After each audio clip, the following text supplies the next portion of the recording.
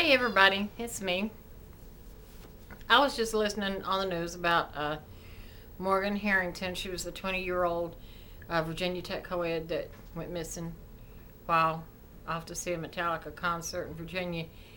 And they just found her body yesterday on a farm. And that was so sad. That was so sad. And I remember when all that happened. I remember it so clearly because they said she was so anxious for this concert and had gone with her friends and had stepped out to go to the bathroom and couldn't get back in.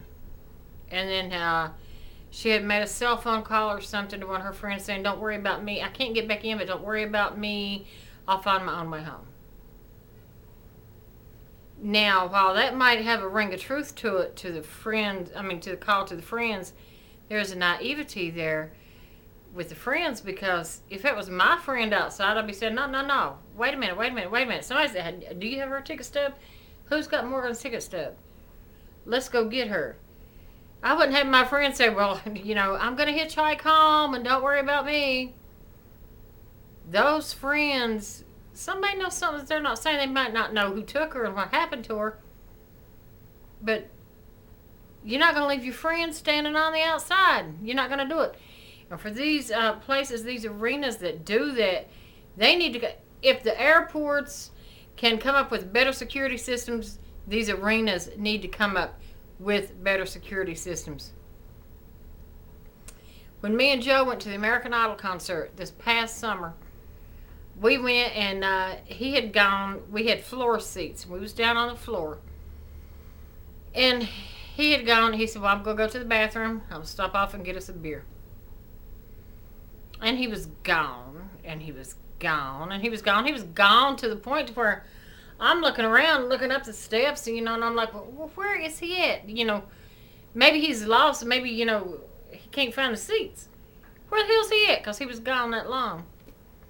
And so I keep looking and looking, and I take my cell phone out of my pocketbook, and I keep trying to call him, but he's not answering his phone. All this is going through my mind. People get abducted. A man could get abducted too. So I'm saying, "Oh my God, where the hell's he at?" I got my cell phone in my hand, and then the next thing you know, my cell phone rings, and I look, and it's him. And hands on the ground, I'm getting a text. And he always tells me, "Mom, you're worse than a teenager about those texts." But anyway, so I see him over here, and he's on these steps coming down, and all these people are passing him. And I'm thinking to myself, well, he just can't see me. He's not sure in which direction to go. So I answer my phone. He's like, "Mom, can you see me?" I said, "Yeah, I can see you. Can you see me?" He said, "We have a problem." I said, "What's wrong?" He said, "You need to bring me my ticket. This woman will not let me back in without my ticket."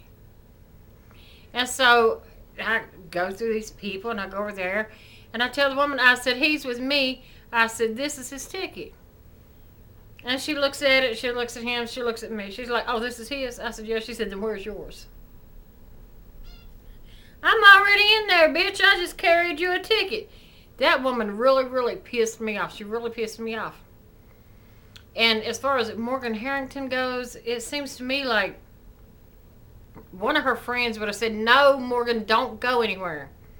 Somebody's got your ticket here. Or look, we'll get you another ticket. We're going to get you back in here, girl." They're not going to say, "Yeah, okay, if you want to hitchhike home, that's fine, girlfriend. Okay, gotta go. Gotta enjoy the show." They're not going to say that.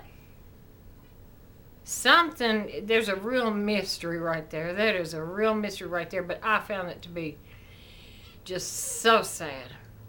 And especially the way that girl had looked so forward to that concert. And women go, the war on women, like Jane Velez Mitchell talks about all the time. She was talking to Judge Mathis. I think it's Judge Mathis.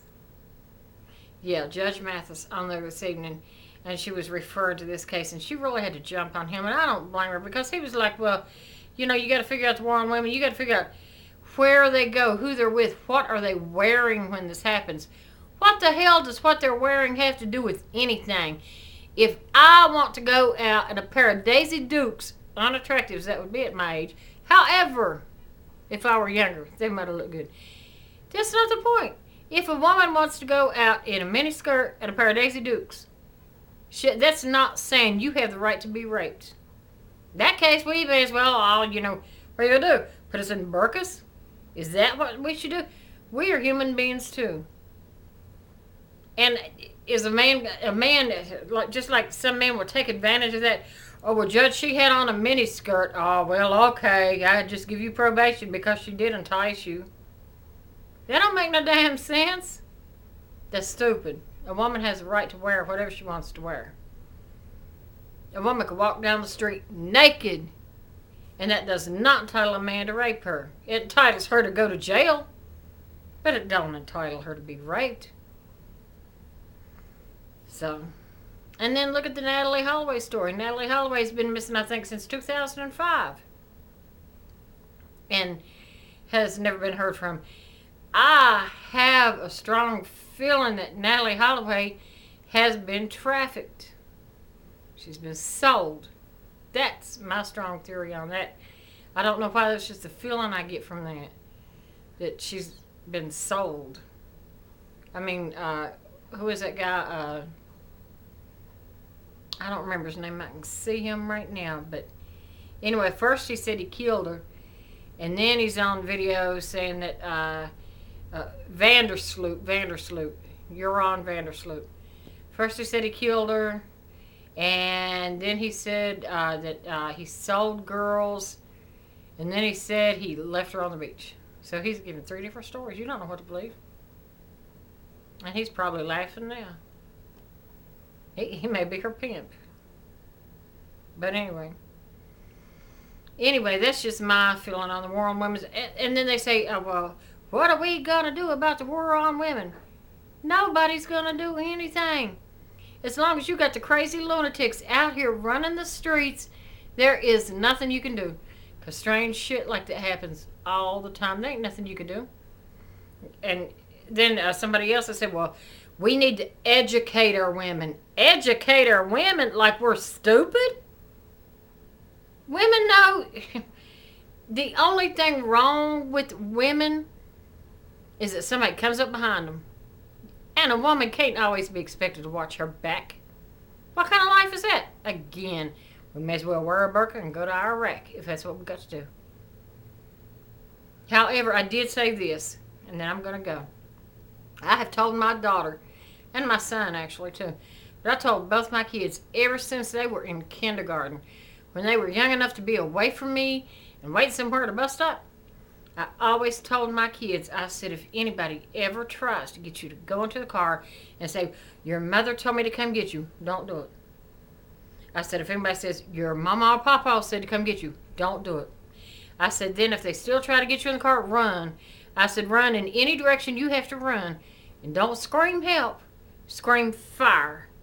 I said, because kids always run and scream help. They may be playing tag. Nobody's really going to pay attention to that. But if somebody's running and screaming fire, everybody's going to be looking out the windows. And then I told them, I said, you run to the first door and you knock on that door and you scream fire. And then you tell somebody somebody's trying to take you. I said, but don't ever get in a car with somebody. And my kids still feel this way to this day, and I do too. If anybody is trying to abduct me, let's say I'm going grocery shopping or I'm at the mall or whatever, and somebody comes up and puts a gun in my back or a knife to my throat and says, get in my van or I'm going to kill you.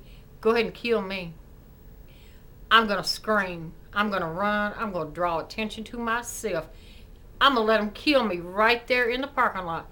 Because, point being, why am I going to get in there, my heart pounding 100 miles an hour, wondering what they're going to do to me when they get me to wherever they're taking me, and knowing I'm going to end up dead anyway? Kill me right there in the parking lot. Chances are they'll probably run and leave you alone because they're not going to expect it. So, point being, that's what I would do. Because, I mean, you're going to die anyway. So, anyway, I'm just ranting and raving, and I'm off for the next 2 days, and we're expecting a winter storm, and I hate that. But anyway, get ready to go. Watch American Idol. Better call Joe, Hotel Angel. Make sure he's up.